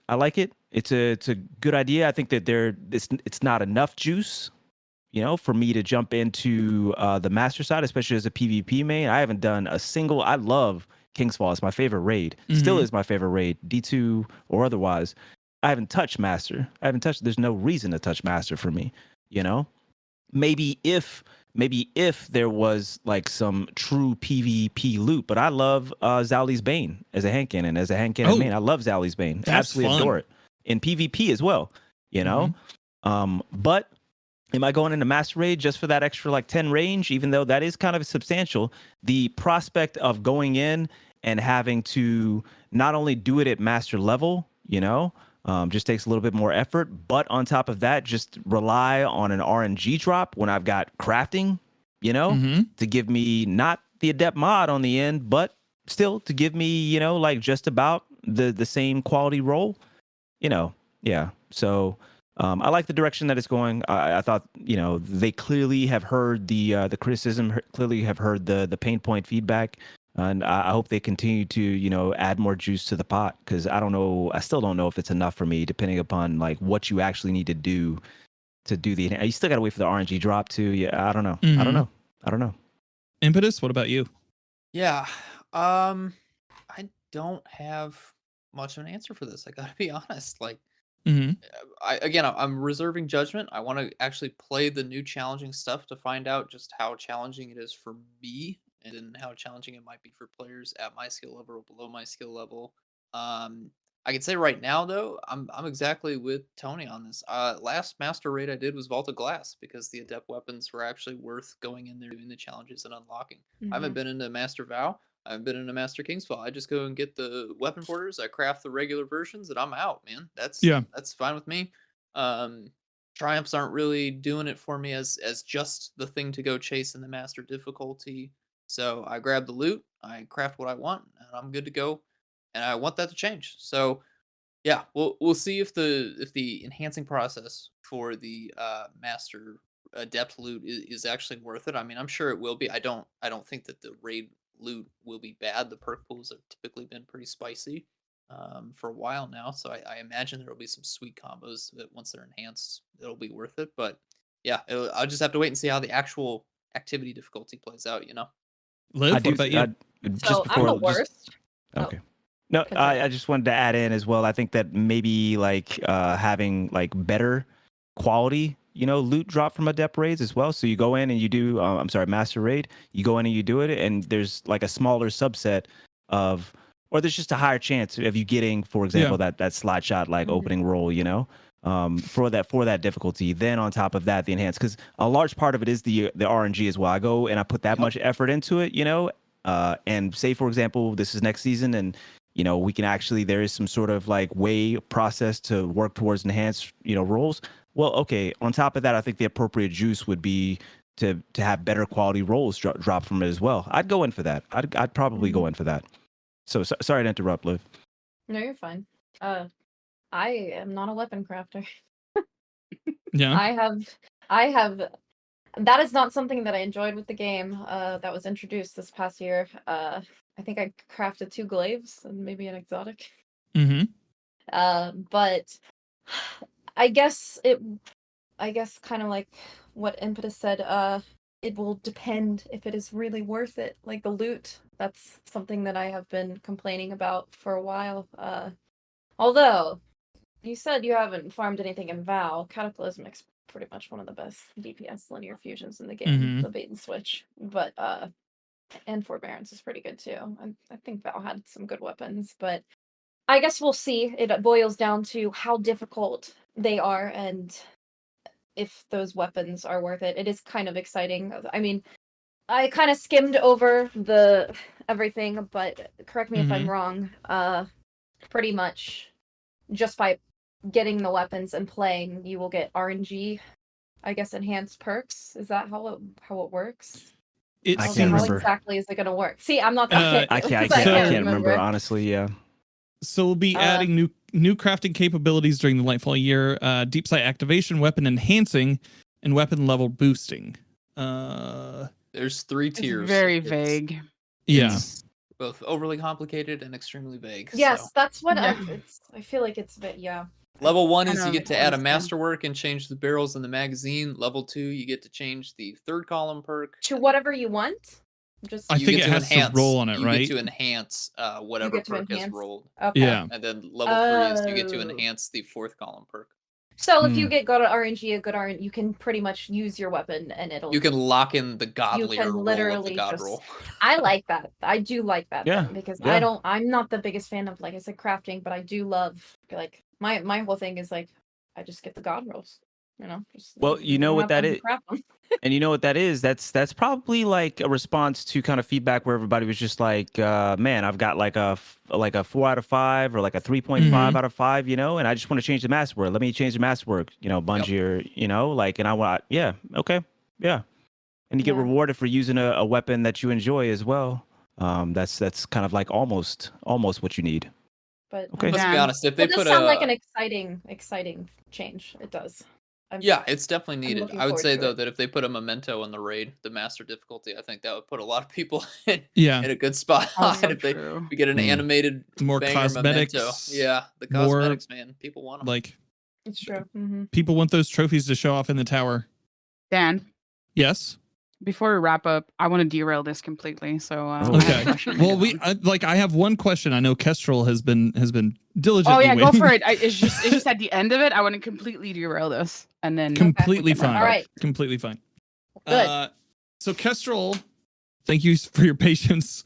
And after writing that question, with Lightfall potentially wrapping up a lot of storylines for Destiny 2, what questions are you most excited to have answered by the end of the expansion? And question 2, what do you foresee developers doing with the IP in the future?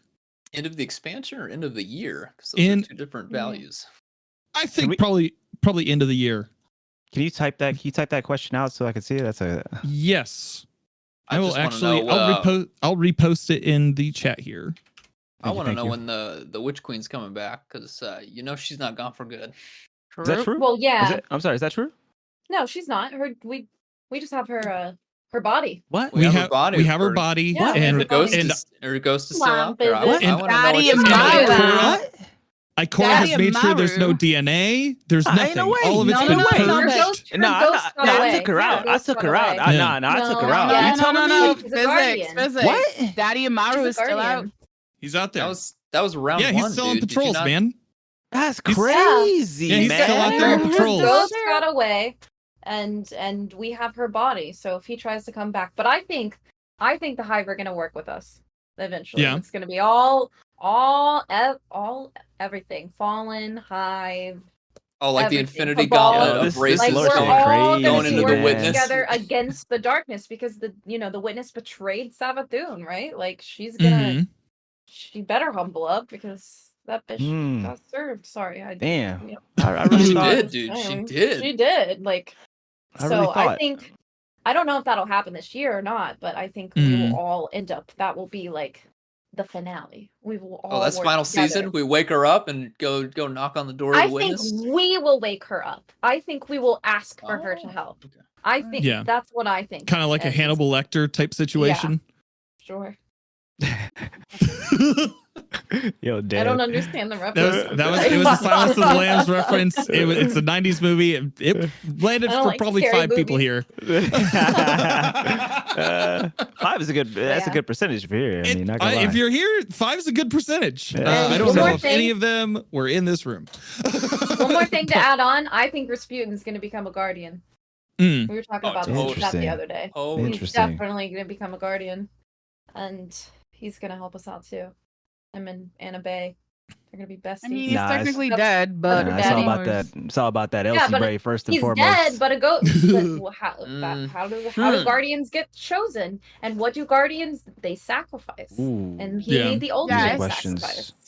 But even exos usually come from actual like living, breathing things. Yeah, he's pretty much an AI technically. Yeah. So that's where it becomes a bit. I'm not saying no, but I'm just saying like it could be a great complicated. But his boy Fellwinter got to be a guardian, so there's already a precedent for it. Yeah. Was he a guardian or was he just an exo that lived? Well, he was created by Rasputin. Yeah. Yes. I don't know. That's the whole it's thing it's that a gray area. That's the whole thing where it starts feeling more and more biblical. The further you dig deeper into it, where like Rasputin creates Fellwinter, and then Fellwinter becomes the only begotten son, and that whole thing, like, and then he makes the best shotgun. Exactly. And so guardians, just like the Bible, and so I don't know if Rasputin's. I was just weirder things have happened. Savathun is a guardian. Yeah. Savathun is a guardian. The bar is on the floor for guardians, right? Yeah. Right? Okay, calm down. The bus drivers are absolutely unhinged right now. I'm just saying. Like, Aramis could be a guardian at some point. Not that I want her to be. I think. Oh gosh. I think the coolest thing that I heard in the conversation I had Bife on a few episodes back, and one of the strands that he put forth as something that we could see sometime in the near future is Savathun and Xivu Arath in a room where Savathun tells Xivu like, "Hey, this is what the witness did to us," and them having kind of a face-to-face reckoning with that. That seems really interesting to me. Impossible. I mean, with Season of the Deep being the name of a season that we know, that's kind of. Give me back, Whisper. That's all I have to say. Yeah. Thank you. Bye. I just want Xivu Arath, man. Ever since I saw that picture of her in the art book that came, or the lore book that came out, I'm like, I want to see that in game. And that's something too, like a lot of you are talking about, lore, which is a little bit beyond me. Are we talking about, questions that are answered based on what's been in the game, like explicitly in the game, versus questions that are answered by, just the wider Destiny universe in general, as told by the lore, whether it's, explicitly, shown in the game or not. I'm not talking about, the lore books. I'm talking about, like actual, like acting pieces, acted out by, the characters in the game. So, I don't know. What I will say is, whether it be part 1 or part 2 of that question is, I just want to see more Exo Stranger, bro. That's all I want to see for story. For story reasons. Lore reasons. For lore reasons. 100%. 100%. Of course. 100%. For lore reasons, of course. Yeah. For both. We're all kind of excited. Yeah, for both. Let me go ahead and just be real about it. But I am like really intrigued by her story. I would like to see, more of that played out, inside of the actual game itself. I think she's got a really cool one. Yeah. For both though. For both. For sure. For both though. When Destiny 2 was down for those few scant hours, on like a Tuesday reset, I went back to Destiny 1 and we were playing. My buddy Dunes and I were talking about it. It's like, at this point in time, do we know more about the future than what Elsie Bray knew then when she came back to get us? And that has been a question that is like stung in the back of my mind for at least the past month since that happened.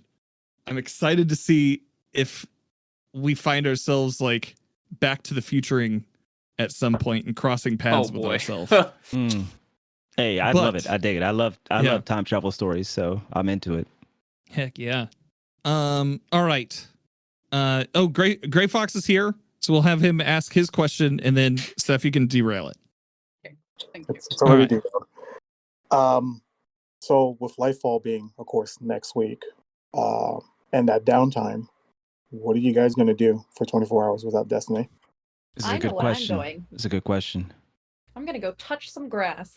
Hell yeah. Oh, what game is that? I got a boyfriend. We're gonna go do stuff. Oh, all right, okay. I'm Power Wash excited. Simulator. Let's see. Not an What will I Inuit. do? I'm kidding. Oh, Liv. I'm sorry. Ban me. I saw your You know. face and I knew you were gonna say that. Let's go. Mhm. All right. I don't know what I'm gonna do. Probably read the patch notes because I'm sure there's gonna be so much crap in there. Good point. You think the patch notes will come out on that day, or just like it'll probably come out like as the system's booting back up, though, right? Yeah, during downtime they'll put it out. That's what they did Mhm. for Witch Queen. Oh, okay. Gotcha. Yeah, I mean, honestly, as a creator and full time, it just don't stop. I'll probably be doing the same thing. Reading the patch notes. There's so much like comms and material like to kind of pour over as well. It's crazy. Not just if you want to just immediately out the gate know what you're doing, right? But yeah, people ask you questions. If you're a podcast host, Impetus knows, and Dan knows obviously as well. It's just like people just expect things. So honestly, I'll probably take that time because I keep on saying that I'm gonna kind of get into the rest of the material that they've dropped for us. Mhm. It's just so much. It's just so much. So yeah, I'll probably be working. I'll probably be working. I'm probably going to read a little bit, but that's what I've been doing on Mondays. I've been trying to read more. I've been trying to be more meaningful about that. I am currently, what's the book that I'm reading That's what I was about to ask. currently? It's one of those Austin Kleon books. Like he's the guy who wrote like Steal Like an Artist. And it's like the book that I'm reading now, I think it's Share Like an Artist. So it's about being more meaningful about your process and showing your process. Or it's called Show Your Work. It's about showing your work and being more meaningful in that. And then after that, I have the Rick Rubin book that he just put out recently on creativity. So I'll probably do that. I'll probably be editing some TikToks or some other content, and then I am probably sleep or prepare food for the next 24 hours. Yo, seriously. Because that's what's always tough about launch day or like raid day 1 is making sure that you have food to eat and that is prepared, and so that you can eat in a moment's notice if you want to or if you need to. That's probably what I'll do on that first day. But all right, I'm trying to get us out of here because I know there's prior commitments. Yeah. Seth. Yeah. What? I posted What? it. Derailment. Okay. This is Okay. What is Impetus conspiracy. doing? Sorry. Yeah, Impetus. What did you? Let's finish with that. What are you Answer in gonna do? 5 words. Go. I'm probably actually. Oh, I know what I'll do. I'm gonna clean because that's what I do to calm yeah. down. Oh, exciting. Yeah. Well, That way I can go gotta be a be done. degenerate. It's good. Yeah. Therapeutic. It's good for you. It's good. Oh, No, yeah. it's Pop good. on It's some good for your mental. podcasts. Yeah. Do some cleaning. Dance a little Yeah. bit, Right. maybe. Well, You know. Yeah. See That's how it where works. takes me. All right, how Alright, we continue. derail in this? How All we right, derail in derail. this? Okay. So I Oh, saw this boy. on the timeline. This is from EK, but it's funny because it's kind of a absolute conspiracy theory in some ways, but it's just funny, and I wanted to derail that. I posted it a bit earlier, but what do you guys think? And I'll post it in the chat so you can see. What do you guys think about spare rations coming back? Ooh. Oh, Wait, what? yeah.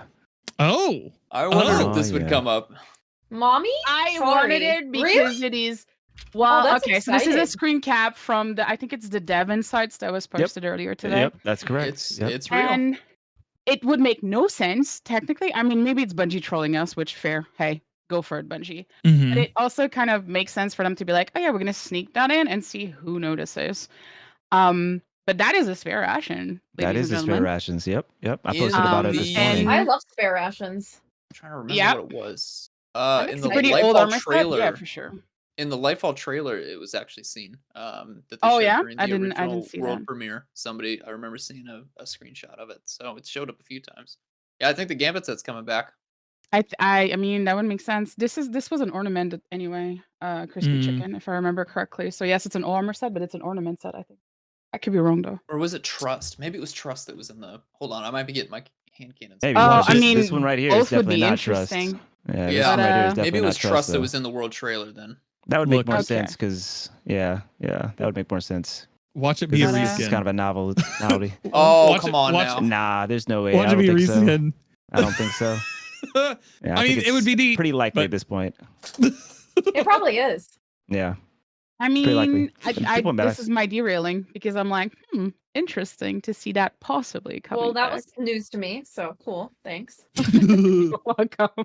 Joe didn't mention Gambit in his giant article just so they could bring that to set. And be like, see, we Yeah, didn't forget exactly. about it. That's the whole idea right there. Well, if they bring it back, Yeah. I do hope that it's like maybe like what I'd like is if they brought it like Rose right now, they brought it forward as like a comp reward, and Yeah. then Rose just ended up being random drops from comp because comp has needed something to keep folks going beyond their 3. I literally play 9 games of comp. Oh, I yeah. literally play 9 games of comp a week, and I don't play any more comp. So there's got to be some Yeah. additional additional incentive, whether it be some spare Rose random drops, and have spare rations as the main, or some what was I thinking? It's some artifice armor. I think artifice Mhm. armor. There's no PvP source for artifice armor, and I'm not saying that's that a it good should be idea. like a lot, but either a possibility of, or maybe for ranking up or whatnot. I think that'd be a dope reward. So I like the idea of the artifice armor. That'd be cool. yeah. Mhm. Yeah. There's going to be I would like somewhere. spare It'd be ration. there are trials. Yeah. I love spare Yeah. rations. So that's the weapon that I have the most amount of kills on, period. I think I have like 50,000 kills in the Crucible on a bunch of different spare rations. So I I'm just with it. don't want it to be only in comp though. Please. Please. it needs something though. Comp needs Yeah. something. I mean, it needs something. yeah, I fully agree Some with reward, you on that you one, know? but It needs please something. don't put respiration behind that. If they put it there, at least don't make it a random drop. At least make it like Rose, like to make it takes Rose's spot, so that for sure after your 3 games, you're definitely getting it like each week. That's kind of the middle ground. But I hear you. I wouldn't mind if they put it honestly like anywhere. I don't really care. Yeah. I mean, I play the entire game, but I do feel like comp needs something a little extra, and I do feel like agree. it would be nice to have a PvP weapon, like come from a PvP source as well. So there's a lot of PvP weapons that come from PvE sources. It's nice to have hand cannons in particular come from PvP. But like I said, I'll be okay if it doesn't. Of course, I don't really care. Honestly, I'll be grinded either way. Day one. Day one. Day one. I'm not Yeah. playing till day 2. Is that right? Bet. One moment. It But yeah, that was my All right. derailing. was a good Well, derailment. thank you, Seth. You're Yeah, welcome. thank you. Appreciate you. Yeah, thank you. This was a lot, and I'm glad you were here. Yeah, Oh, always, Thank you. always. Okay. Well, thanks to everybody who came in and hung out and asked questions and calls, filled up the chat here in the Discord. I think this is like Yeah. a really cool thing. I think this is neat Yeah. and something that we can Very do cool. going forward. And thank you guys so much for taking the time to be a part of this and for hanging out with me and the folks here. Starting with Impetus, where can we find you on the internet? My name is Impetus. You can find me by that name in Discord and in Destiny, and as Impetus always on Twitter. Thank you for having me, Dan. Great to talk to you and Tony and Liv. Likewise. Absolutely. Liv, where can people find you on the internet? You can find me at Lock and Load Live on Twitter, Twitch, Discord.gg. YouTube too. YouTube. Yes. Yes. That's it. Yeah. Those are all the things. Yeah. Tony, what about you? Ill physics in most places. It's illest physics in a couple places. If you really want to like delve into it, you can just go to Twitter and look at my bio. The link tree is there. But it's ill physics on like Twitch, on Twitter, YouTube, as well. And you can also go to DestinyMassiveBreakdowns.com and you can get all the Destiny Massive Breakdowns podcast, family. You can obviously see the PvE side and also some Star Wars stuff as well with yeah. Between Twin Suns. Is that Between Twin Suns? Is it Yes. two or Yes, sir. twin? I think it's Between twin. Two Suns. I said two because I'm an idiot. But It's twin. It's twin. It's twin. Thank you. That's what I thought. Yeah. So check us out there. We have a nice, awesome family and awesome community there as well. Definitely blessed to be there.